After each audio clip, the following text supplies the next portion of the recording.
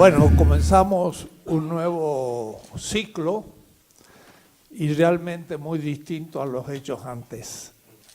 En una época era el futuro, después fue una campaña, después fue ya un presidente electo, ahora ya es el presidente. Y justamente anoche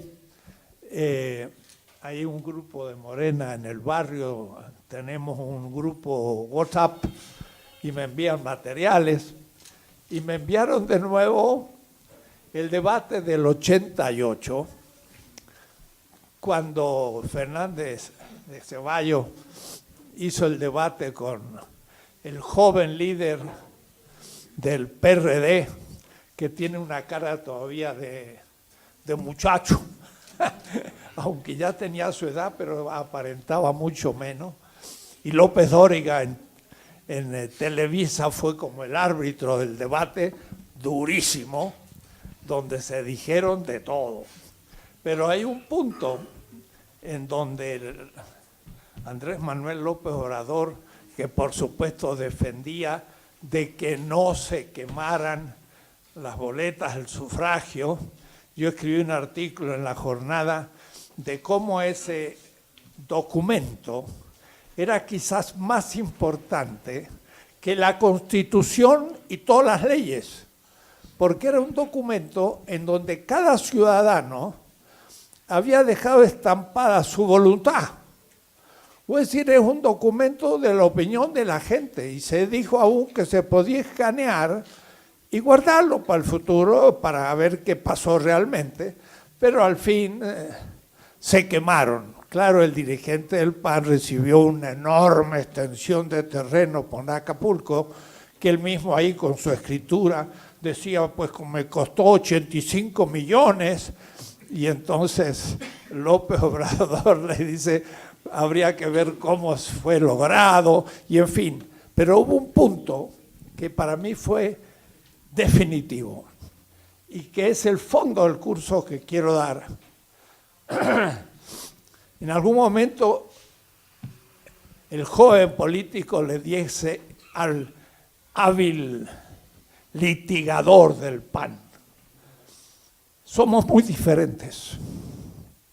Usted ama el dinero y yo no amo el dinero. No amo el dinero. Ahora alguno diría, pues pobre, ¿no?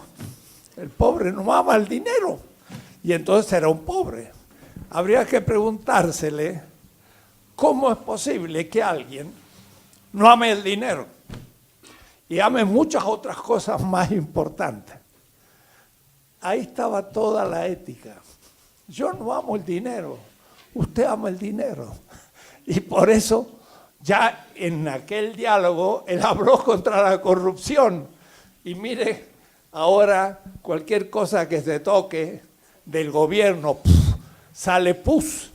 Todo está podrido y corrupto por la gente que ama el dinero. ¿Qué es lo que falta?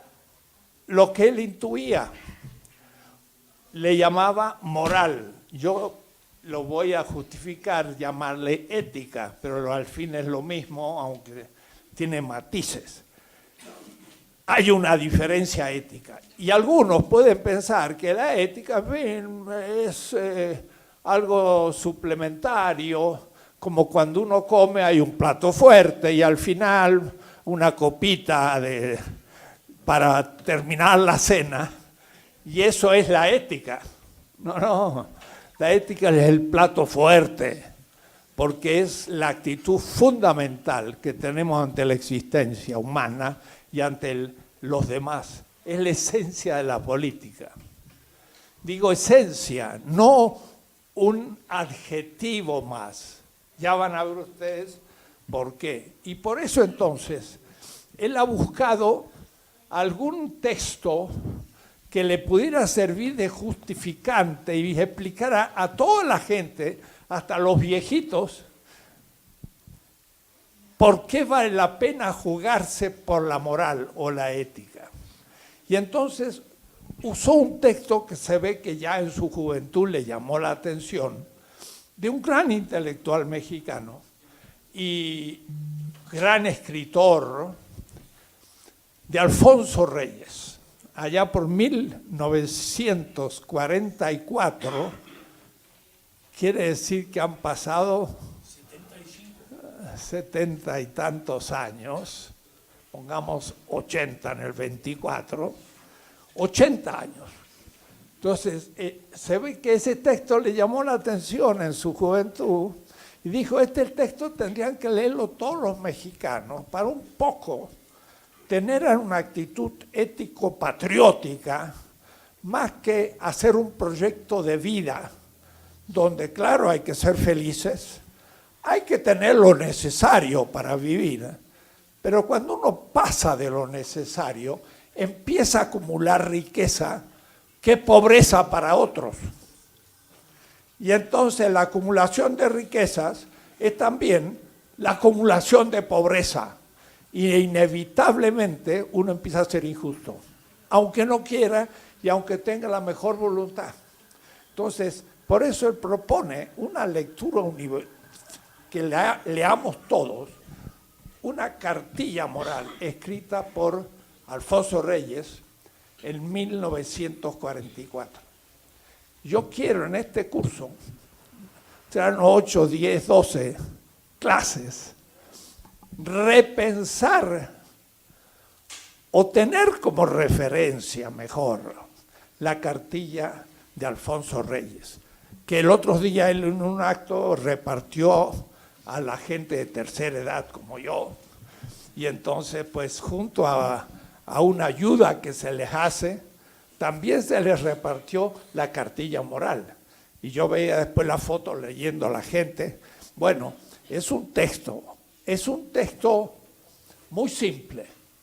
Por eso quizás le interesaba al presidente, pues lo puede leer cualquiera. Muy bien escrito, porque lo ha escrito un gran literato. Muy latinoamericano, porque Alfonso Reyes conocía a fondo la cultura de toda América Latina y especialmente de México. Tenía una biblioteca impresionante que todavía se conserva. La biblioteca Alfonso Reyes tiene muchos pisos, es un hombre muy culto. Y entonces, esa cartilla se toma como punto de partida.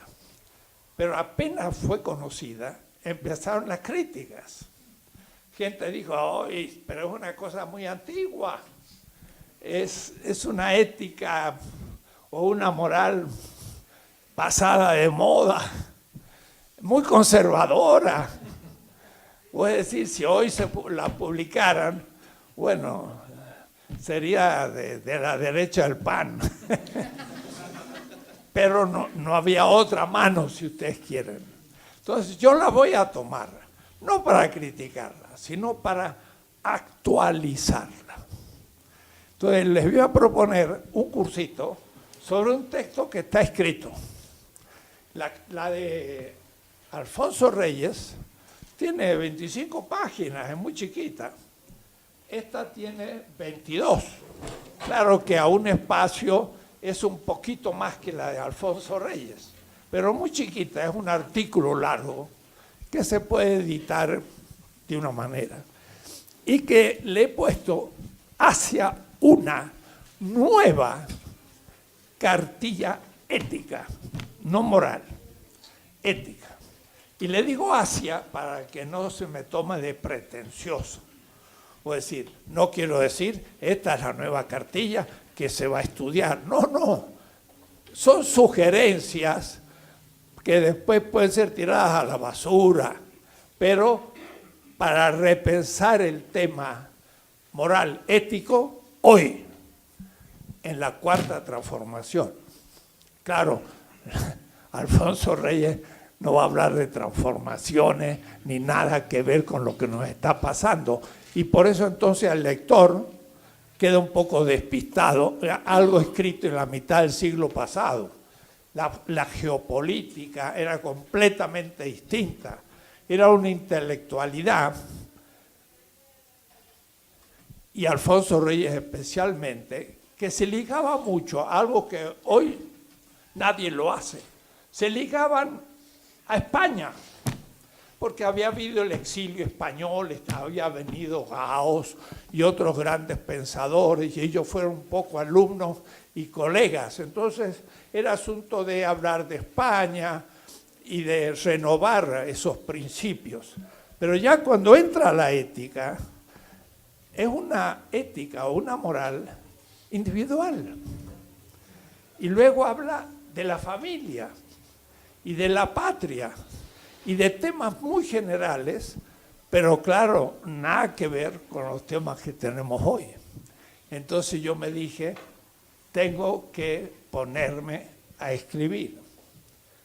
Y debo decirle que hace como 2 años, cuando el actual presidente propuso aquello de una comunidad política amorosa, la gente, la oposición también digo, mire, ahora que lo criticaban de violento, ahora se ha vuelto místico, porque habla de lo amoroso.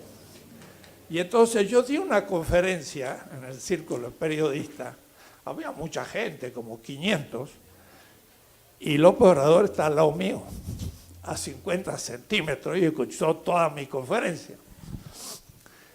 Y le gustó. Y me dijo, Enrique, me tendrías que escribir una nueva cartilla moral. Me la encargó. Pero yo me puse a leer la de Reyes, dije, está un poco complicado, tengo que criticar o actualizar. No lo hice. Y entonces ahora debo públicamente decir, no lo hice.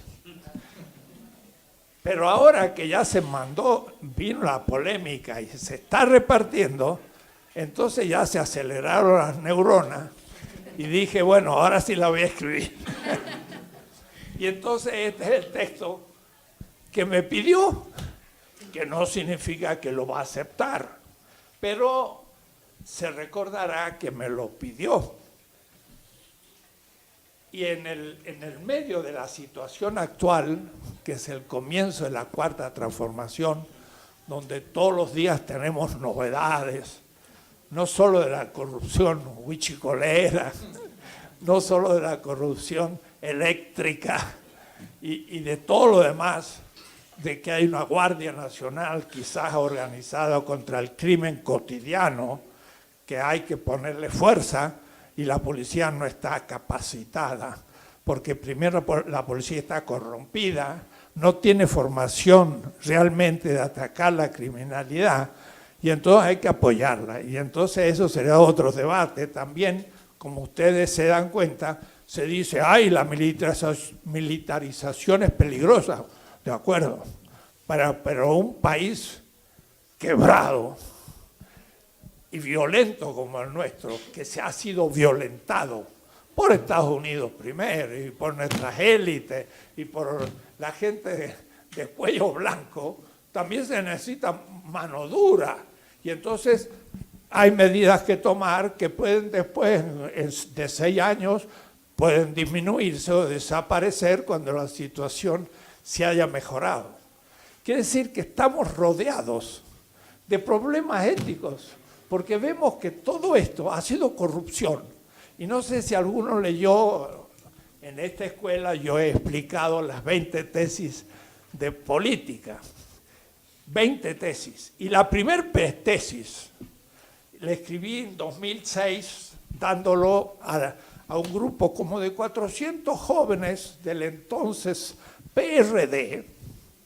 Quiere decir que yo estaba en la línea ya, no soy reciente, porque cuando se formó Morena yo escribí un artículo en La Jornada diciendo, por fin se fueron de PRD, porque se ha podrido.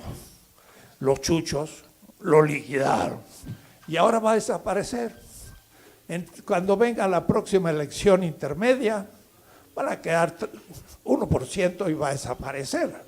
Voy a decir que estuvo muy oportuna la creación de un nuevo partido al que yo, aunque soy intelectual, apoyé desde el comienzo.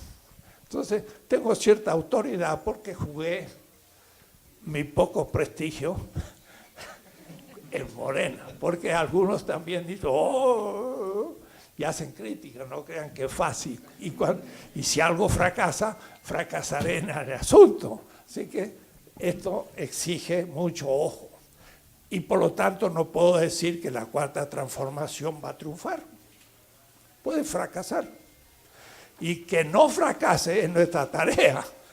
Y si fracasa, nosotros en cierta manera habremos fracasado. Pero habremos fracasado por no haber participado suficientemente, no porque se vino abajo y yo soy inocente. No, ya la participación no es de arriba para abajo, es de abajo para arriba. Y entonces hay cosas que pueden hacerse o no pueden hacerse, y hay que entrar a esto. Y para esto es necesario un poco de teoría política, y por eso esta escuelita, que empezó voluntaria, ahora ya es del partido. Ahora ya está dirigida por el Fisgón.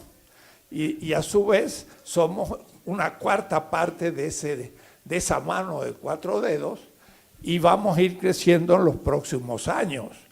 Pero y este curso es ya el primer curso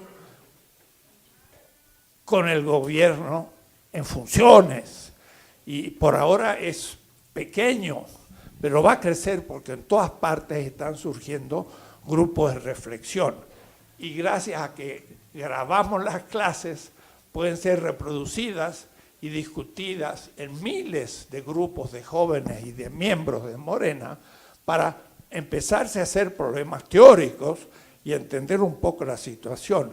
Me parece por eso muy bueno que discutamos la nueva cartilla ética, porque está al origen del partido, en los dos sentidos. Como un partido de fútbol comienza y también un partido político. Es el comienzo, es la actitud subjetiva ante la realidad. Voy a explicar esto lentamente. Es aquello que le hace decir al joven político, lo que pasa que hay diferencia entre usted y yo. Usted ama el dinero y a mí no me interesa. ¿Y por qué no le interesa? Y no le interesa seguramente porque al padre y la madre, en su familia, el dinero no era tan esencial. Ser feliz y ser generoso era más importante que acumular dinero. Eso se aprende en la familia, no se aprende en la universidad ni en libros. Es como mi papá y mi madre usan el dinero, como yo aprendo a usarlo. Quizás su madre había gente más pobre y ella pues le daría una sopita porque tenían un negocio en el pueblito.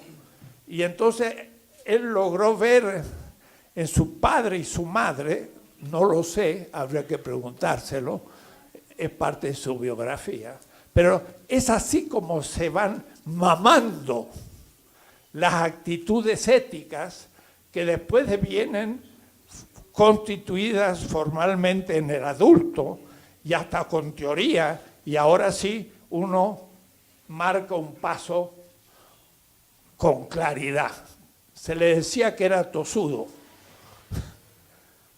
Hay que serlo para resistir 18 años de fraudes, pero eso no es tosudez, eso se llama una virtud, la fortaleza. Van a ver cuando hablemos de ética. La fortaleza es saber enfrentar el triunfo con sencillez y el fracaso pensando en el futuro y no quedándose en el fracaso. La fortaleza es una virtud muy especial que parece tosudez. Ahora, la resistencia a que le hayan hecho tantos fraudes, eso es una actitud ética.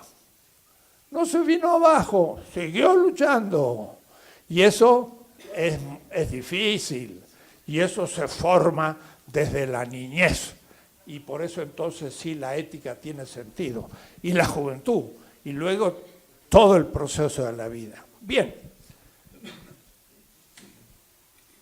Yo tomo un texto de la cartilla moral de Alfonso Reyes. Porque hay muchas ediciones. Pero hay una que publicó la Universidad Autónoma de Nuevo León, en Monterrey, Se llama Lecturas Universitarias y fue publicado en 1952, de un texto que le pidieron a Alfonso Reyes y lo escribió en 1944. Dice Alfonso Reyes, Cartilla Moral, conciencia del entorno, tener conciencia ética de lo que me rodea. Universidad Autónoma de Nuevo León, lecturas universitarias. La ventaja de esta edición es que la universidad tuvo la buena ocurrencia de poner 3 textos cortitos, 10, 15 páginas, antes de la cartilla moral. Y los 3 textos se llaman Notas sobre la inteligencia americana, de Alfonso Reyes, 1936. Visión de la Náhuac, 1936. Inglaterra y la conciencia peninsular, 1914. Que sí que hay 3 textos aquí históricos antes de la cartilla. Y me pareció muy bueno, porque entonces me va a permitir a mí, de una manera muy pausada, dedicándole 2 o 3 clases o más, no tantas porque si no me llevo muchas clases, el contexto ético, no, histórico, actual, que Alfonso Reyes lo hizo solo hasta el 40, nosotros hasta el 2020. Entonces vamos a actualizar, pero no voy a surgir ni siquiera de la conquista de América. Los que han seguido mis clases saben que yo soy un poco más exagerado y empiezo mucho antes, miles de años antes. ¿Y por qué miles de años antes? Porque entonces en esa historia voy descubriendo los elementos fundamentales de la cultura mexicana. Y descubrimos que es un pueblo originario, que lo tenemos bastante olvidado. No manera de crítica, sino manera de sugerencia. Creo que hay que pedirle consejo para el Tren Maya, que no se llama de otra manera que un pueblo originario como los mayas.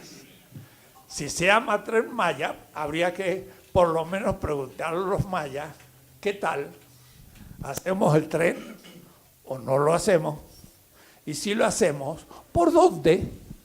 Y si hacemos el trazado, ¿dónde ponemos las estaciones? Y luego, ¿cómo vamos a manejar las estaciones para que los turistas no nos destruyan la cultura que tenemos? ¡Ah, wow! Entonces, lo mío no es una crítica, pero es una sugerencia. Pero para poder hacer eso tenemos que saber que son los mayas, porque los mayas y los aztecas y los otomí, nuestro pueblo originario, son lo mejor que tiene México. Entonces, le voy a dedicar, aunque sea unas palabras a ese pueblo, para que hagamos un recorrido y llegamos a la Cuarta Transformación, pero va a ser un largo recorrido para llegar a la Cuarta. Y entonces la Cuarta Transformación se ve no solo en la época republicana del comienzo del siglo XIX, sino en los últimos 20.000 años.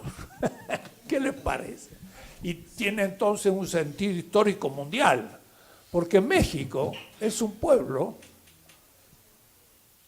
que puede ser visto como una de las grandes columnas de la historia universal. Y en América, con los incas, pero aún más que los incas, por el número de habitantes, por la riqueza cultural y arqueológica y demás, México es la cultura más antigua de nuestro continente. Y entonces tenemos que honrar ese pasado. Pero cuidado, no es pasado, es presente. Porque tenemos indígenas viviendo. Entonces no es asunto de guardarlo en un museo. Van a ver usted la significación política que tienen.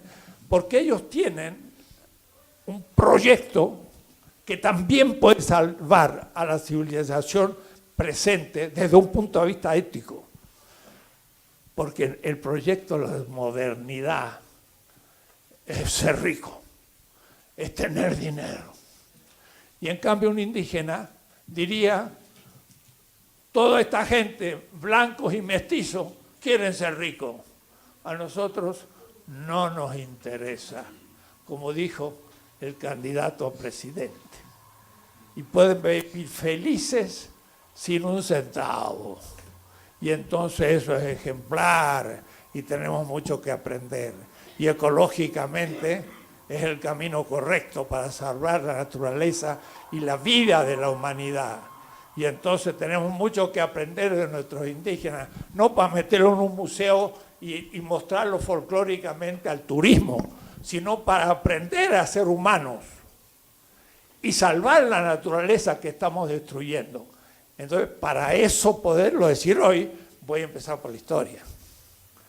Y la historia no va a ser para contar una historia, no, es para descubrir el sentido del presente. Por eso me gusta esta edición, porque tiene una introducción histórica, mientras que la que se ha publicado es solo la cartilla moral, que tiene 12 grandes tesis, pero que es directamente moderna, hecha en castellano, dentro de una cultura de clase media, etcétera, que le falta muchos aspectos que yo quiero recuperar para que tenga mucho más fuerza en México y además que pueda entrar al diálogo con el África, el Asia, que también tiene grandes culturas y por eso nosotros podemos dialogar con esas culturas universales. Como mexicanos tenemos que volver. Los norteamericanos no tienen nada de esto. La historia norteamericana empieza con los Pilgrims en 1630, anteayer. La nuestra tiene miles de años. Y entonces le podemos decir a los norteamericanos, ustedes son ricos, es verdad, pero son jovencitos y a su vez ignorantes de lo que significa la historia. México es un pueblo antiguo y ha recorrido mucho camino. Entonces tenemos que dignificar a nuestro pueblo y la ética va a caminar por ahí. Entonces tiene ciertas pretensiones mayores que la pura cartilla de Alfonso Reyes, pero con textos de Alfonso Reyes publicados en esta edición. La visión de la náhuatl y después la crítica a Inglaterra, aunque no tanto como debiera. Y después entonces empieza la cartilla moral. La cartilla moral tiene lecciones. Lección 1, lección 2 y hasta la lección 12. 11, el respeto de la naturaleza y la 13, los límites de la voluntad moral. Quiere decir que está muy pequeña y va indicando uno por uno ciertos temas. Yo no voy a seguir en la ética el proceso de Alfonso Reyes, pero les recomiendo la lectura del libro. Es chiquito, miren, el del libro, casi diría yo, y es un folleto. En este, que tiene una introducción larga histórica, tiene 61 páginas, pero la cartilla moral propiamente tiene 25. Quiere decir que es muy fácil. En la computadora pongan en internet cartilla moral y aparece ahí bastantes versiones, la pueden imprimir y la leen en una ida de metro porque es muy corta. Entonces no es difícil. Dicho lo cual, entonces empiezo con la propuesta. Y no le puse propuesta porque me dije, si digo propuesta, como hay muchas ideas, van a tomar esto entre las otras y se van a disolver, y me parece muy difícil que pueda escribirse una nueva cartilla moral por encuestas o yuxtaponiendo textos de muchos grupos. Va a salir un tutti frutti, va a salir una combinación sin mucha coherencia. Yo creo que tiene que haber una pluma que escriba una, y en último caso, otras cartillas morales, y entrar a un debate para ver al fin la que elijamos, o mejor, el que se publicaran todas para poder debatir. Entonces, le llamo hacia una nueva cartilla ética. Ya voy a en su momento hablar por qué no moral. Para mí la moral es un momento de la ética, y la ética es más que la moral. Y porque la cartilla de Alfonso Reyes es una moral vigente. Es como hay que ser correcto, bueno, honrado en un sistema dado. Y entonces él toma el sistema mexicano de 1940 como un sistema humano y va viendo los aspectos morales de ese sistema. Pero si somos un poquito más avisados y tenemos una actitud crítica, que también voy a enunciar, entonces el sistema moral vigente tiene ciertas víctimas. Y si tiene ciertas víctimas y me pongo yo en el lugar de las víctimas, empieza la crítica de la moral vigente. En la esclavitud en Norteamérica y aún entre nosotros, ahí en Morelos había esclavitud, había ingenio, había pobres bantúes o africanos que habían sido comprados como animales y que morían en los ingenios produciendo azúcar. Y claro, alguien podía escribir la ética colonial, qué bonito. Pero si yo me pongo en lugar del esclavo, yo diría, el sistema es bastante injusto, ¿no? Yo vivo muy, muy mal, me tratan como animales. La esclavitud para el esclavo es injusta, pero para el dueño del ingenio es normal, es lo vigente. Entonces, desde ya, la primera distinción que va a valer para todo el curso y que no lo voy a repetir y tampoco por ahora es el sistema. Todo sistema ético moral que lo voy a representar con un círculo es un sistema moral. Pero ese sistema moral puede ser criticado desde las víctimas de ese sistema. Si el sistema es la esclavitud, qué bonito el ingenio. El otro día estuve en un ingenio ahí en Morelos, unas paredes gigantescas, bellísimo, se hace una hacienda, un hotel y unas decoraciones, y uno dice, qué bárbaro, ¿no? La época colonial, qué linda arquitectura, es lo vigente, es lo dado. Pero me pregunto después, ¿y esas paredes de 1,50 m de ancho, quién las hizo? Lo hicieron los indígenas de Morelos, porque eso era, primero que nada, fue una encomienda. ¿Y cuánto le pagaron por hora a esos indígenas? Nada, nunca, no hubo salario. La encomienda era trabajo gratis para el indio. y para el Señor una espléndida hacienda después. Entonces, si yo miro la pared desde el indio, que deja su sangre entre piedra y piedra, digo, qué bella pared. Y la miro más cerca y digo, está manchada de sangre. Qué horrible pared. Dos miradas.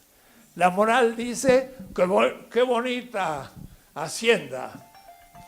La ética es la crítica a la moral vigente, dice, pero acá hay una injusticia. Los españoles dominaban a los indios. Peor. Luego compraron negros esclavos. ¿Y esos esclavos? ¿De dónde venían? ¿Quiénes eran? Eran campesinos como los nuestros, campesinos africanos, que estaban en las costas del África, que tenían mujer, hijos, tradiciones también milenarias, porque el Egipto también viene de allá y todo. Y esos los agarraron los negreros, que eran algunos portugueses o ingleses o holandeses, pero otros eran africanos también, que cazaban a los campesinos de otros pueblos africanos y se los vendían a los ingleses, portugueses y demás en las costas del África. Y el pobre campesino que trabajaba en su tierra, era feliz en el África, un día se encontró en un barco negrero, acollarado con hierro y metido ahí en el África del Occidente, a Cuba, a Brasil o al sur de Estados Unidos como esclavo. Y dice, esclavo yo, si yo soy un campesino libre, tengo mi cultura, tengo mis tradiciones, usted es un esclavo. La esclavitud, desde el punto de vista del esclavo, tiene su moral. Porque la esclavitud dice, yo lo pagué y esa es mi propiedad, según la moral burguesa, moderna. Es mi propiedad. Y si se escapa, ¡pam!, lo agarro y lo ato en la columna, que en Bahía, Brasil, se llama el Peleirinho, que está en el centro de Bahía, una ciudad, y lo ataban al pobre africano a una columna de mármol y le daban 50 azotes y lo dejaban medio muerto porque había huido del ingenio. Pero él diría, señores, yo soy un campesino libre, no soy un esclavo. Cae la boca, tú eres un esclavo y te compré y o trabajas o te mato. Y lo mataba y nadie decía nada porque era propiedad del Señor, como si mata a un caballo o a un perro.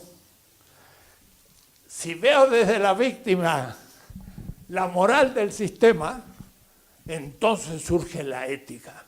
Voy a llamar ética la crítica a la moral. Entonces la cartilla ya no va a ser la cartilla moral, va a ser la cartilla ética de los oprimidos en cada etapa histórica. ¿Quiénes son los oprimidos en la cuarta transformación? Ya lo veremos. Y veremos quiénes en la tercera y en la segunda y en la primera. Y antes, en la época colonial, que fue anterior a la primera transformación republicana. Y vamos a ver lo que significa la conquista y todo eso que todavía lo vivimos. Ustedes dirán, ¿la conquista la vivimos? Por supuesto. Adoramos Estados Unidos. Hasta nuestro pueblo pobre se va a Estados Unidos porque es el paraíso en la tierra. Quiere decir que aman Estados Unidos más que México. Quiere decir que tienen en su mente el paraíso de Estados Unidos y la patria el infierno. Coloniales. Aún nuestro pueblo humilde sigue siendo un colonial mental, porque todavía considera a Estados Unidos como un país hecho, y el nuestro un país pobre, que llegó a decir, la corrupción es parte de nuestra cultura.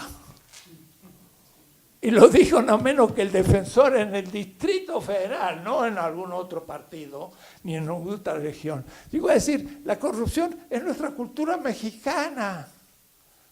¿Qué tal? Entonces los huichicoleros son por naturaleza. Parece que no era por cultura, sino por bandas que robaban al pueblo. Pero lo hacía naturaleza porque esa ética moral la enunciaban por la televisión con el López Dóriga, que estaba ahí en el debate entre el actual presidente y Fernández Ceballos, que era el grande, que es millonario, un periodista millonario. ¿Cómo es posible? Lean Proceso. Cuando venía alguien, López Dóriga les decía, mire, se habla de usted mal y parece que usted ha hecho tal o cual cosa. No, ¿cómo? No, y va a salir en la televisión. ¿Cuánto? ¿Cuánto debo dar para que no pase a la televisión? Y bueno, 10 millones. Y el hombre tiene un yate en Acapulco. Un periodista que es millonario. ¿Dónde se sacó? Porque extorsionaba a la gente. Y después dicen que es cultura. No, es lo habitual en el sistema vigente. Cuidado, anoten, estamos ya en clase de ética a fondo. Les estoy dando categorías teóricas para entender la realidad. Todo sistema tiene una moral. Y casi todas las morales son inmorales. Porque tienen víctimas que la moral justifica. El Imperio Romano estaba construido sobre la esclavitud. Ser un buen romano era tener la moral romana. Y tener la moral romana era inmoral, o mejor, no ético. Porque explotaba al esclavo germano, o al esclavo esloveno, o africano, y los hacía esclavos, y todo el mundo lo aceptaba. En la esclavitud, tener esclavos es justo, pero entonces la moral esa es injusta. ¿Se entiende algo? Sí. Si ustedes han entendido esto, han entendido todo. Lo que voy a hablar va a ser no más que explicación de eso. Pero si entienden eso, pusieron patas arriba toda la ética y la hipocresía de la sociedad donde vivimos. Hay muchos que se dicen cristianos, muchos. Una cosa, ¿y quién fue el fundador del cristianismo? Fue un tal Jesús. ¿Y qué le pasó al tal Jesús? Pues lo crucificaron. ¿Y por qué lo crucificaron? Porque el dolor del Hijo al Padre redimía el pecado de la humanidad. ¿Quién le contó eso? Eso le contó la que invirtió todo. Al Señor lo crucificaron porque dijo, bienaventurados los pobres. Y el presidente dijo, primero los pobres. Pero el partido cristiano, o es cristiano, llamado PAN, cree que es un violento porque dice primero los pobres, ni han leído el Evangelio. Y se dice partido cristiano. ¿Se dan cuenta? Todas las patas arriba. Ahora, lo que estoy diciendo yo pone en cuestión todo. Y tengo razones. Por eso voy a empezar muy lejos para que ustedes lleguen al presente equipados para andar por la calle y ver las injusticias en donde nadie ve injusticias. Y si un político ve las injusticias donde nadie ve injusticia, ese es el buen político. Pero el buen político que se monta sobre las injusticias, no quiero nombrar ninguno morena, pero ya van apareciendo. Ya van apareciendo los morenos. Ya van apareciendo los que no quieren bajar su salario. Los que ya están recibiendo moches y que quieren ser los dirigentes aún del partido. Hay conflictos para dirigir. No, la cuestión no es conflictos para dirigir, sino tendrían que estar codeándose para mejor servir. Y entonces sí, ese conflicto sería bueno. Tú no sirves suficientemente, yo voy a servir más. Y por el mismo precio o por menos precio. Pero el humano es humano y la naturaleza humana. Se dice que hay un pecado original. Lo que hay son estructuras del mal que se ocultan. Vamos a irlas viendo. La ética que yo tengo, la empecé a construir a mis 18 años. Van a cumplir 70 años. La ética que tengo. Y he andado por muchas partes del mundo. A mí el señor Fernández Ceballos no me va a convencer, ni ninguno de ellos, porque no saben nada de ética. Yo sé una ética muy antigua y muy crítica. Siempre digo, Hammurabi, el rey de Babilonia, hace 3600 años, dijo, en el primer código de derecho que conoce la humanidad, el código de Hammurabi, yo he hecho justicia con la viuda, con el huérfano, con el pobre y con el extranjero. ¿Qué tal si hoy Estados Unidos tomara en serio a Hammurabi, que hace 3600 años dijo eso? Trataría mejor a los extranjeros, trataría mejor a los pobres, trataría mejor a las mujeres, porque he hecho justicia con la viuda del otro, no la mía. Trataría mejor a los niños, porque dice, he hecho justicia con el huérfano, no con mi hijo. Ahí tenemos una ética crítica hace 36 siglos. Mi ética es muy antigua, por eso es actual. Van a ver. Bien, se tiene las siguientes partes, las reflexiones que voy a hacer. Primero, gracias a la edición de la Universidad Autónoma de Nuevo León, voy a hacer una larga introducción histórica que no hizo Alfonso Reyes, pero que está implícita en lo que dice. Sin darse cuenta, él se ha tragado una historia y yo voy a criticar la historia que se tragó, porque es elitista, es hispanista, es blanca, ni mestiza. ¿Y qué decir? No, en México no hay indígenas. Entonces, ya sin darse cuenta, Alfonso Reyes ya optó por una moral vigente y se le ocultaron todas las víctimas del sistema vigente. Hay que tener un microscopio especial para saber descubrirlo. Hay métodos, muy fácil. Es muy fácil descubrir las víctimas. Dice un autor ético, Hermann Cohen, el método consiste en colocarse en el lugar de los pobres y desde allí hacer la descripción de la patología del Estado.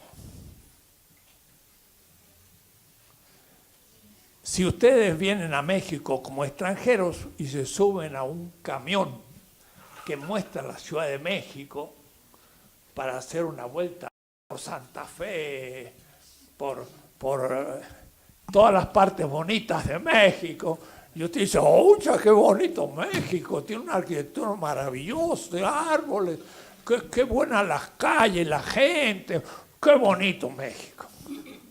Esa es la moral vigente. Ahora, si usted fuera crítico, hiciera una nueva compañía que dijera, compañía para turistas críticos. Pues si también hay gente extranjera que quiere ver un poquito el México real. Entonces se sube al camión y agarra para el otro lado y se mete en Ecatepec y en Iztapalapa Y dice, esto parece un lugar marciano, no hay ni un árbol, y las casas todas destruidas, y la gente toda pobre, y sale con una visión real de México. El otro México.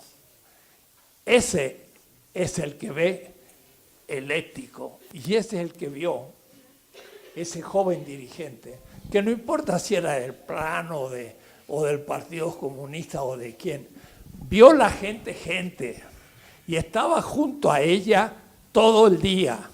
Y los mismos campesinos le llamaban la atención lo temprano que se levantaba el joven de 23 años que estaba trabajando con ellos, enviado por un candidato del PRI en su patria chica. Se llamaba López Obrador, leían el Proceso. Pero mire qué interesante, Juárez es indígena, y los indígenas se levantan con el sol y se acuestan con el sol. Debo decir que se acuestan mejor que nosotros, porque nosotros tenemos luz eléctrica y ya no nos acostamos con el sol, sino con la luz eléctrica. Y nos levantamos antes del sol muchas veces. Es decir, trabajar de sol a sol es mejor que trabajar de lamparita eléctrica a lamparita eléctrica. Pero los indígenas se levantan con el sol y se acuestan con el sol. Entonces, Juárez era tempranero también. Miren qué casualidad. Entonces, eso de a las 6 de la mañana empezar a trabajar es propio del indígena de Juárez y de este otro joven que aprendió eso no sé dónde, si en su casa o en sus compromisos políticos, pero muestran ya su carácter. Bien, entonces, veamos un poco la historia de México, pero desde la Cuarta Transformación. No significa que va a ser la historia de la Cuarta Transformación, sino desde el horizonte de la historia mundial, cómo surge en la historia mundial América Latina, y en América Latina cómo surge México, porque da la casualidad que México en América Latina tiene también una posición muy particular, y entonces denota su presente por su pasado. Para anticiparme, el ser humano llegó desde el Asia, desde el extremo oriente del extremo oriente, caminando por los hielos polares, y de ahí fue bajando a América hace unos 30.000 años, mucho tiempo, y llegó al polo sur, al sur, allá por Chile, la Tierra del Fuego, hace unos 12.000 años. Eso los arqueólogos lo saben, porque los esqueletos tienen fecha. Quiere decir que de 30.000 a 12.000 les llevó 18.000, 20.000 años. Un kilómetro cada 1.000 años. Fueron bajando muy despacio. 1 kilómetro, 10 cuadras cada 1.000 años. Despacito. Y a los 12.000 años estaban en Tierra del Fuego. Y empezaron arriba. Pero cuando llegaban a México, la Sierra Madre Oriental y Occidental le hacía un embudo. Quiere decir que por este valle ha pasado toda América del Sur, o por las costas o por la montaña, porque la navegación hasta hace 1.000 años antes de la era común no funcionaba. Quiere decir que no podían hacer travesías muy largas por el Océano Pacífico, por el Caribe sí, pero más bien volviendo hacia el norte. Quiere decir que México era un embudo. Por acá pasó todo el mundo. Pasaron todos los que van a ser el imperio inca, los tupi-guaraní, Brasil, los onas y los acaluf del sur de Chile, todos pasaron por acá. Hace cientos de miles, 30.000 años, Entonces, veamos primero entonces que América fue poblada por los habitantes del extremo oriente y son el extremo oriente del extremo oriente. Somos asiáticos. Somos el extremísimo oriente del oriente. Somos los que se cayeron del mapa por Bering, pero aterrizaron en lo que es Alaska y Canadá. Y los esquimales tienen un pie en Siberia y un pie en Alaska. Son los que se quedaron ahí porque ya empezaron la presencia de la conquista que paró las inmigraciones. Entonces, miren qué notable. Somos asiáticos. Y somos asiáticos hasta genéticamente. No es un asunto simbólico, es genética. Los genes de nuestros pueblos originarios son en 70% de Eurasia, no de Europa, del Asia. De Europa no podían venir, el Atlántico estaba cerrado. Había que pasar a Groenlandia, ahí a Terranova. Eso hicieron los vikingos allá por el séptimo siglo de la era común. Pero era muy complicado, había que tener buenos barcos y eso ya supone mucho. En cambio, lo otro eran los glaciares, hacían caminos y los indígenas aprendieron a caminar sobre los hielos y fueron llegando. Somos asiáticos por parte de madre, digo yo, porque la madre de América Latina es la indígena. Es Malinche, porque el español se casará con una indígena. Y el mestizo, que es la mayoría de la población, tiene por madre a una indígena y por padre a un español. Blanco uno, indígena el otro. Bueno, van a ver ustedes qué historia supone eso. Es decir, que el mestizo va a ser una combinación histórico mundial fenomenal. Pero vamos despacio. Empecemos. Hoy voy a dedicarme solo al primer paso. Porque en el rostro de un indígena yo veo a Eurasia. Eurasia es un continente enorme. Lo voy a simplificar, por supuesto. Europa, el Mediterráneo, el África, la India, la Indochina, la China y Siberia. Y esto es toda Europa y aquí. Eso es Eurasia. Se llama Eurasia porque es Europa y el Asia. De paso, no es Asia, sino una cantidad de culturas. Es como los europeos llamaron a todos los que no eran europeos de ese enorme continente. Ya es una ideología. El extremo oriente del oriente es justamente allá Siberia, es donde termina Eurasia. Y está muy cerquita de Alaska, y luego viene pues Estados Unidos, California, Cuba, así. Y América Latina está bastante tirada para allá. El Pacífico es enorme, no lo he aquí dibujado, porque es casi 2/3 partes de la Tierra, el Pacífico. Todos los habitantes de la América originaria vienen del Asia. Eso no hay duda. Claro, cuidado. Unos de Siberia, otros de lo que sería después las islas que hay en esas regiones, que son Japón, Filipinas, Indochina aún con la isla de Java. Hay costumbres nuestras que son de la India.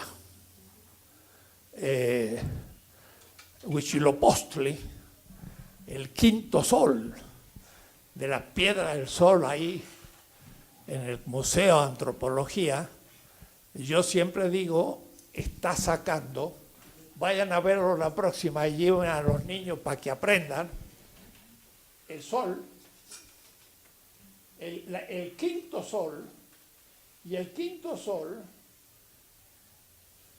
está sacando la lengua. ¿De dónde sacó la lengua? Es una costumbre hindú, indochina, que llegó a México. Desde la India. Es decir, vean ustedes, tenemos no solo del Asia siberiana, y no solo de Indochina, y de Java y de Borneo. Yo siempre cuento la historia de un amigo cuna, indígenas cuna de Panamá en el Caribe. Sería, los indios cuna están por acá. Y ellos son casi incontaminados, son todos igualitos de la isla. Y él estudiaba en Roma, haciendo un doctorado. Y me dice, cuando llegaban las fiestas de Indonesia, Indonesia, Java y Borneo son unas islas que están por acá, en el Asia, por acá. Yo iba a la embajada de Indonesia, el día patrio, 16 de septiembre de ellos. Y entonces había un grande banquete y se comía muy bien. Y entonces dice él, yo no sabía una palabra de indo, y ni sabía lo que era la Indochina, pero yo iba porque ese día se comía fantástico. Y entonces yo entraba a la embajada para la gran fiesta y todos lo dejaban pasar como tal. Era un indochino perfecto. Su rostro era un indochino, se podía colar y comer perfectamente, porque quiere decir que efectivamente los indios Onas fueron un grupo de Indonesia que se fueron por Alaska y llegaron al Caribe hace 25.000 años. Esto para qué ver. Y entonces nosotros tenemos ya una respuesta a algo fundamental. La visión que tenían del mundo nuestros indígenas y principalmente los mexicanos, los otomíes, los zapotecas, los olmecas y los nahuas y demás, tenían una visión del mundo en las cuales había muchísimas semejanzas entre ellos. Pero no solo eso. Tenían semejantes también con los indígenas que venían desde fuera del límite de lo que se va a llamar el orden nahua azteca, que no era un imperio, pero era un estado, los chichimecas, y más al norte, hasta Alaska, y hasta los Onas de Tierra del Fuego. Hay un autor que se llama Kierkegaard, que estudia las religiones de los antiguos habitantes de América antes de la conquista. Y entonces, desde Alaska hasta los Onas, el gran principio de toda la visión del universo era un principio constituido por dos elementos complementarios. Cada uno lo llamaba a su manera. Los aztecas le llamaban Ometeotl, de donde viene también Quetzalcoatl. Quetzal divino, Coatl el cuate, el otro. Ome el dos, Teotl el divino dos. Pero en realidad son dos principios, padre, madre del universo. Y es desde los esquimales hasta los Onas, todos piensan que el universo al comienzo fueron dos principios que generaron el universo. Eran dos principios. Bueno, esto acontece exactamente en la China en Japón, en Corea y también en los pueblos siberianos. Ellos creen que el comienzo es un principio dual y entre los chinos se llama el yin-yang, que lo representan por un círculo como una S. Y aquí entonces este signo está en la bandera de Corea, pero es en realidad los dos principios del universo. Quiere decir que desde estas regiones hasta toda América hubo una semejanza cultural fundamental. Nuestros indígenas que venían del Asia también tienen semejanza con los japoneses, los chinos, los indochinos. Yo le llamo a esto el núcleo étnico-mítico del norte del Gobi. En un lugar por ahí vivieron los pueblos en el Paleolítico, hace 100.000 años, cuando llegaron el Homo sapiens desde el África a Europa y después se instalaron aquí y llegaron hace 30.000 años a nosotros. Pero fueron a América y fueron hacia el sur, pero también fueron a Corea, fueron a Indochina, fueron a Siberia y hasta llegaron a estas regiones. Aquí está el origen cultural de la visión del mundo de nuestros pueblos. Y entonces los aztecas tienen, igual que los incas, igual que los otomíes, que los chibchas, que los tupi guaraní, dos principios del universo en el origen. Quiere decir que son como una familia de pueblos. Allá, mucho antes, claro, de la conquista. Y a tal punto ese doble principio estaba, que regía toda la vida. Los aztecas llamaban al Tepetl, quizás alguno que sepa náhuatl me puede confirmar, al núcleo urbano, a la ciudad. México era, cuando llegaron los españoles, ¿cómo se llama esto? El Altépetl. Y el Altépetl era la comunidad. Pero la comunidad estaba organizada y el Altépetl de Tenochtitlan estaba organizado en una región norte de la ciudad,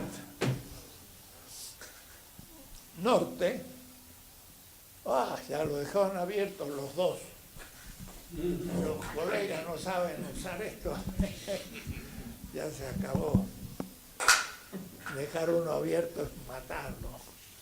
Norte y sur. Pero además, también se dividía en este y oeste. Los dos principios se transformaban en 4 traspolicopas, llamaban los aztecas. Y estos eran los 4 barrios de la ciudad. Pero no era que la ciudad tenía barrios y luego región rural, sino que era al contrario. Había una región rural que se concretaba en un barrio de la ciudad y había otra comunidad que tenía otro barrio y otro, y entonces hacía una cruz. Y había 4 barrios en México. Los españoles llegaron e hicieron 4 parroquias. Pero esa división era igual Cusco en Perú, el Alto y el Bajo Cusco, y el Cusco del este y el oeste, pero ellos le llamaban Suyu. El Suyu del norte, Suyu del sur, el este. Y eso se dividía todo el imperio en 4 suyos. Quiere decir que tanto los incas en Perú como los aztecas en México, tenían la misma organización urbana porque tenían la misma comprensión del universo de la misma manera. Y a su vez, claro, la vida del ser consciente era vivida paralelamente por otro ser que era el mismo, pero como los cristianos le van a llamar el ángel de la guarda. Pero entre los indígenas o los pueblos originarios era la misma persona, pero como una persona espiritual. Y de ahí entonces que el Día de los Muertos, aunque haya muerto la persona corporal, sobrevive una persona espiritual que estuvo siempre en la vida, y si le da de comer, y uno dice, pues no comieron nada, no, comieron lo espiritual de la comida. Y después entonces la gente come el resto, que es la comida material. Entonces hay dos mundos que coexisten.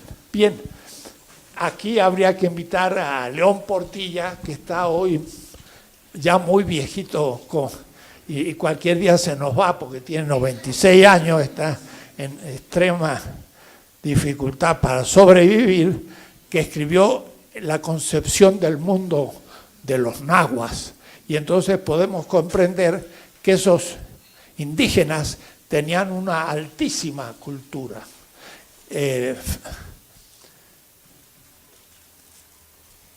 Los antropólogos, como Enrique Flores Cano, ha hecho la descripción pormenorizada de lo que él llama el Estado azteca. Los aztecas, uno de los tres pueblos coordinados, no era un imperio, ni era el único, sino que eran tres. En realidad eran cuatro y uno se quedó por el camino porque eran cuatro partes. Pero los aztecas eran los más fuertes, pero no los únicos ni los primeros. Mire, la organización azteca se parece a la organización de los iroqueses junto a los grandes lagos. Los iroqueses, que eran como 500,000 de indígenas que lucharon contra los norteamericanos, apoyados primero por los franceses y después traicionados por todos. Eran como 1,000,000 de indios, indígenas, y eran 4 pueblos al principio, después fueron 6. Pero ellos tenían toda una gran organización política, y el pueblo más chico es el que empezaba la discusión en la gran casa, The Great House, le llaman ahora en inglés, pero en iroqués.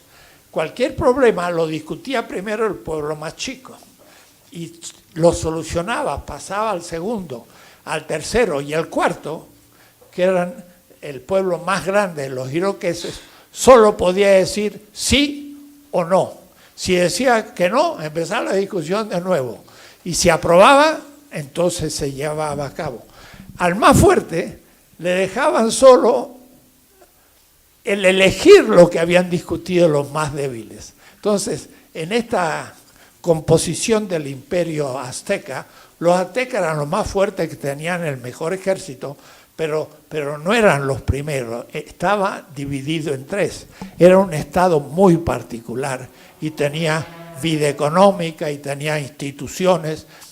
Muchas veces elegimos nuestras autoridades, hasta en la universidad, a la manera azteca, que primero se presentaba un candidato y era discutido por las partes, y poco a poco se llegaba hasta el fin tener el tonatiuh, el rey del grupo, que el rey de los nahuas era el más importante de todos, pero no el gran emperador como el romano, sino compartía la vida. Enrique Flores Cano hace una fantástica descripción del Estado azteca, o es decir, ese Estado fue el más evolucionado de todo el continente americano. El Inca le sigue y tenía un tipo de organización muy particular. Era familiar. El Inca se organizaba por casamientos. Las hijas de los incas en Cusco se casaban con los caciques de los territorios que conquistaba el Inca. Y entonces ya los hijos de la mujer de un reino, de un cacique de un reino, pero de una mujer inca, era inca. Y por los incas entonces había la unidad del imperio. Pero también era un imperio de 2 o 3 millones de personas. El mexicano tenía más que eso, tenía 6 o 7 millones. Hay que pensar que el imperio romano tenía 30 millones, solo 30. Entraba casi en el Distrito Federal ampliado. Y era pues de esta manera. Bien, tendríamos entonces que profundizar esto. El continente americano tenía 3 tipos de civilizaciones. La civilización más bien nómade o nómada eran las del norte y las del sur. Eran los que no eran agrícolas ni urbanos. Entonces, al norte de la región, los iroqueses estaban aquí, y al sur estaban los nómades, cazadores, eran los menos desarrollados de los pueblos americanos, pero ya con sus ritos, religiones, cultos, sabios, tradiciones y 1000 cosas. Había un segundo grupo, que eran los plantadores, que eran sobre todo los grandes Tupi Guaraní, el Caribe y el pueblo del gran valle del Mississippi, Missouri, que eran ya pueblos semisedentarios que acumulaban riqueza, que tenían plantadores, que organizaban ya la vida de un nivel mucho más desarrollado. Pero lo que se llama la América nuclear estaba sobre el Pacífico y sobre las montañas, a más de 1000 metros de promedio, aunque a veces menos como los mayas, a 20 grados media de calor en el año, más bien más temperatura templada. Los del norte eran muy fríos, los del sur eran muy fríos y los demás eran demasiado tropical. Y entonces en estas regiones es que estuvieron todas las grandes culturas de Mesoamérica, culminando con los aztecas y los mayas, pero después en Colombia estaban los chibchas y en Perú una cantidad de pueblos que culminaban en el Imperio Inca. El Imperio Inca iba de Popayán, en Colombia, hasta Mendoza, en Argentina. Tenía 5000 kilómetros, más que el Imperio Romano, de extensión enorme, desde la mitad de Colombia hasta la mitad de Argentina, pero todos son las montañas. Nada de los valles, eran demasiado tropicales y no permitían la vida. Esos grandes pueblos tenían gran concentración demográfica y los españoles que llegaron al Caribe se encontraron con indígenas con poco desarrollo civilizatorio. No encontramos ni en Cuba, ni en Haití, ni en Santo Domingo, ni en las costas, ninguna ciudad, nada. Creían que esto era, creían que era una península al sur de la China. Eso no se los puede contar, porque Colón no llegó a América. Diría yo, nunca estuvo en América. Estuvo siempre en el Asia, porque Colón, igual que los españoles de la época, pensaban que al sur de la China había una gran península. Le llamaban la cuarta península del Asia.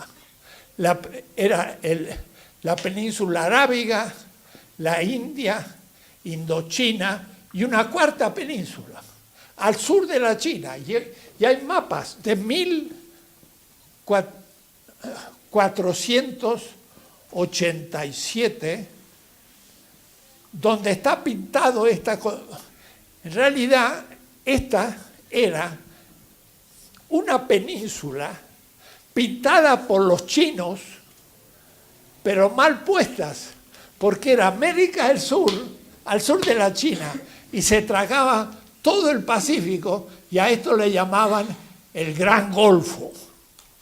Los chinos descubrieron, según últimos descubrimientos, por 1423, América.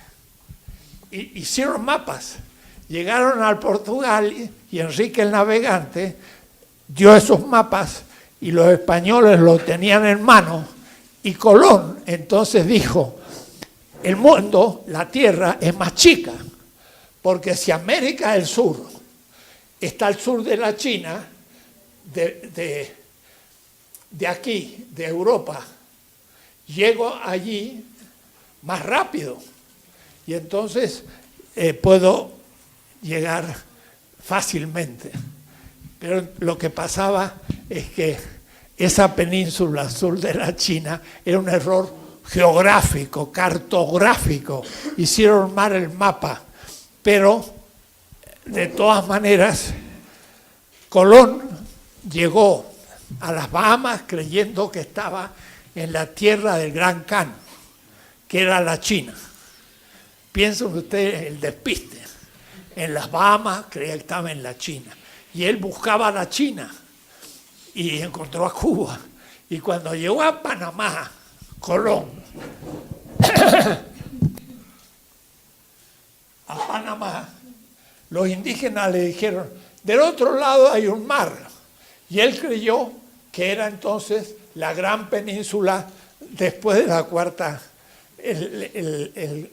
la gran bahía, ¿no? Y entonces Colón dijo y escribió en el diario a bordo, estamos a 10 días de navegación del río Ganges de la India y estaba en Panamá. Él creía que estaba en una península por aquí y que pasando Indochina llegaba a la India. 10 días de navegación. Pues se murió Colón en 1503 y psicológicamente estuvo siempre en el Asia y no descubrió América. Y Américo Vespucci, a nombre de los portugueses, dijo, no, yo voy a ir al sur de esa gran península. Y entonces se puso a navegar hacia el sur, llegó al Ecuador y siguió hacia el sur, y era una península enorme, y encontró en la nieve unas huellas así, y entonces le llamó Patagonia. Eran indígenas patagones, patones, porque se ponían cuero para no congelar sus pies. Pero entonces dijo, es un mundo nuevo. Tampoco era América, era una península asiática más grande de lo que se pensaba. Pero de pronto apareció en Alemania un cartógrafo que compró unos mapas chinos y portugueses e hizo el primer mapamundi, y en donde, fantástico, puso una cuarta península en el Asia, puso Europa y el África entera, y América la dibujó con costas del Atlántico y costas del Pacífico en 1506, cuando nadie había llegado a América para descubrir sus costas. ¿De dónde lo sacó? De mapas chinos. De paso, América del Sur estaba bajo de la China y estaba en su lugar real, 2 veces. Entonces, por eso que el pobre Colón murió en la India y le puso las Indias, que después fueron las Indias occidentales y las Indias orientales, la de Nehru. Es muy bonito rehacer la historia porque es muy distinto de lo que nos cuentan en la escuela. Es una historia distinta a la real y esperamos que haya reforma educativa para hacer todo de nuevo, porque, dicho entre nosotros, ni el secretario de Educación está al día de los descubrimientos históricos hoy. No digo en la tercera transformación, sino en la cuarta también sigue siendo eurocéntrico y no ha descubierto América todavía. Pero ya iremos de a poquito hablando. De esto yo hablé ya en la Cámara de Diputados hace un mes y pico y dije, reforma educativa ni la hemos empezado, porque tenemos que recontar la historia y todo de otra manera, y no tenemos gente que lo haga. Necesitamos formar seminarios para formar los que conciban de nuevo la historia, aún en la cuarta transformación. Son eurocéntricos, neocoloniales, mentales, con el nombre de cuarta transformación, pero son parte de la tercera, la mayoría. Bien, esto para decir que esta primera etapa de la historia nuestra es presente, porque nuestros indígenas están viviendo todavía ese mundo de miles de años. Todos nuestros olmecas, pero transformados en Veracruz, o zapotecas en Oaxaca, y qué decir los que todavía hablan náhuatl y demás, es gente que tiene una visión del mundo que viene del Asia y que no tiene nada que ver con lo que queremos enseñarles, y a su vez tiene un estilo de vida muy distinto. Y voy a después hablar mucho cuando toque el tema de la afirmación de la vida que debe hacer en la ética el político ante el ecocidio. Llamamos hoy ecocidio la muerte, el suicidio, el ecocidio, de la vida en la tierra. Y entonces estamos matando la vida, con la cual nos estamos suicidando los seres humanos. Y cuando más rápido, más tenemos más autos, y cuando más ricos somos, más enemigos de la humanidad vamos siendo.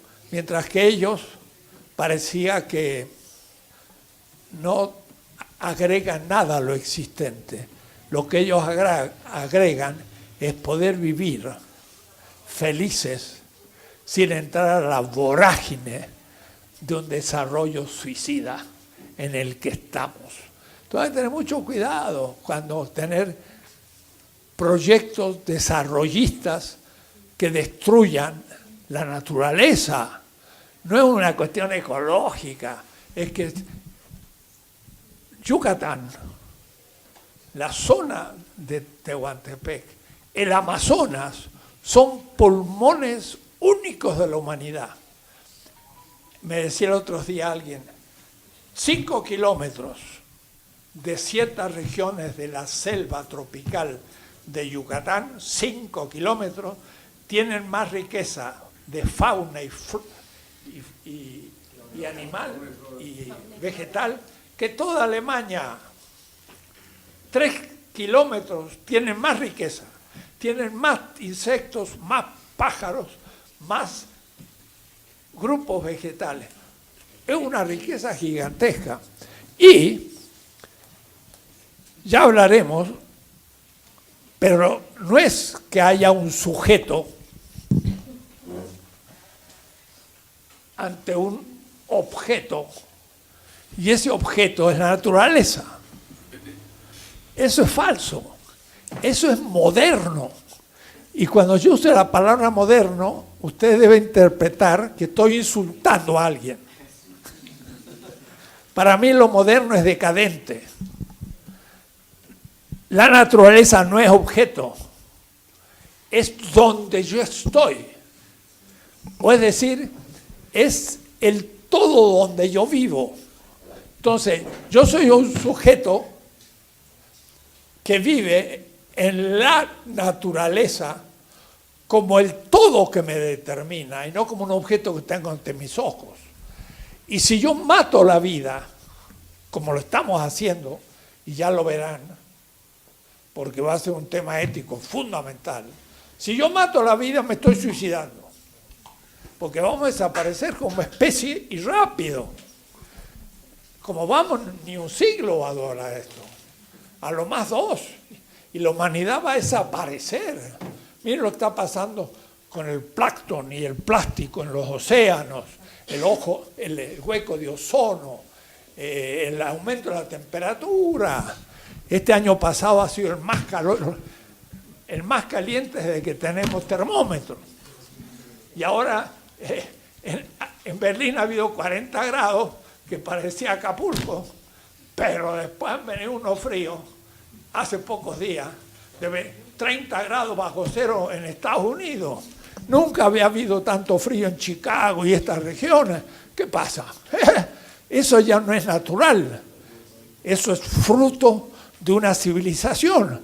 Los indígenas, los pueblos originarios, pueden decirnos cómo superar las limitaciones de la modernidad. Su vida es muy distinta.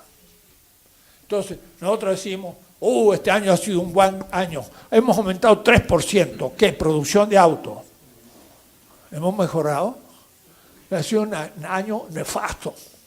Tendríamos que haber dicho, este año usamos 3% menos de autos y 3% más de monopatines y bicicletas y otra cantidad de cosas que tenemos que empezar a aprender de ellos, de nuestros indígenas, que saben cómo vivir la naturaleza. Entonces, hay que no ponerlos en una vitrina del museo, sino decir, los pueblos indígenas vienen miles de años antes de la modernidad, están atravesando los 500 años del desarrollo de la humanidad, que empezó en la modernidad con el descubrimiento de América, vamos a ver después, en la próxima, y sobreviven, y esperamos que sobrevivan, para enseñarnos cómo superar la civilización que estamos creando, porque con la que tenemos vamos mal. Claro, alguien dirá, tenemos más autos, tenemos medios de comunicación, sí, pero ahora vamos a tener que elegir entre la tecnología cuál es susceptible de ser reproducida según el criterio de la vida y no el aumento de la ganancia del capital. Y ese va a ser el tema ético central. Y eso, cuidadito, Morena va a tener que todavía caminar largamente. Por eso va a ser una transformación, pero no una revolución. Para una revolución hay que hacer más que una transformación. Pero ya muy bien si hacemos una transformación que posibilite crecimiento futuro. Y entonces hay que tener conciencia de los límites, porque hay una extrema izquierda muy honesta y muy moral o ética que quería una revolución a fondo. No es posible. Hay un principio de factibilidad. Miren lo que le está pasando a Venezuela. Hugo Chávez habló del socialismo del siglo XXI y se equivocó. ¿Por qué? Porque intentó demasiado. Ahora, ¿quién le sugirió ese nombre? Hans Dietrich, un profesor de la UAM Xochimilco. Y el otro día vi que hacía un diálogo con la Aristegui en CNN. Y a Hans Dietrich parecía que había dado vuelta a todo y no reconocía el error de haberle inculcado a Hugo Chávez de hablar del socialismo del siglo XXI. Que ni él, profesor en la UAM Xochimilco, sabía qué era.